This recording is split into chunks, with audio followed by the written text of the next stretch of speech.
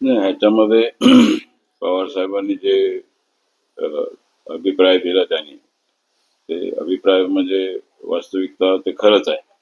कारण की ह्याच्यामध्ये मागच्या लोकसभामध्ये ज्या प्रकारे निवडणूक झाले त्याच्यामध्ये संघाचा जास्त प्रमाणामध्ये त्याच्यामध्ये सहभाग नव्हता. परंतु या वेळेला संघाचा फार मोठा सहभाग झाल्यामुळे आपण पाहतो की हा जे भरीव मतदान महायुतीला जे झालं आणि इतका मोठ्या प्रमाणामध्ये जे निवडून आले ते खरं म्हणजे संघाचाच प्रभाव आहे.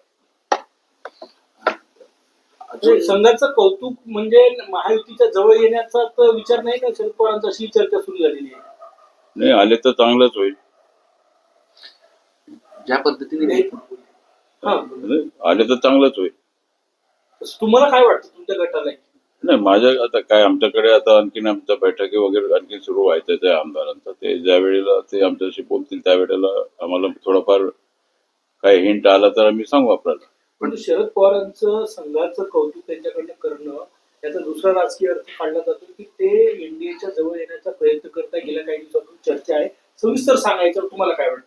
नाही सविस्तर म्हणजे सांगायचं म्हणजे ते एनडीएच्या जवळ येण्याचा प्रयत्न आहे का काय आहे हे मी काय सांगू शकत नाही. परंतु पवार साहेब जे सांगतात जे काय त्यांचा म्हणजे निघतो म्हणजे अर्थ ते जे आहे निवडणुकीमध्ये जे संघाचा प्रभाव पडला ते तितकं खरं आहे. दिल्लीतील घडामोडी खासदारांना म्हणजे अजित पवार गटात येण्याचं हे आणि शरद पवारांनी बोलल्याचं याचं टायमिंग एकाच वेळेस दोन्ही गोष्टी समोर येतात आहे.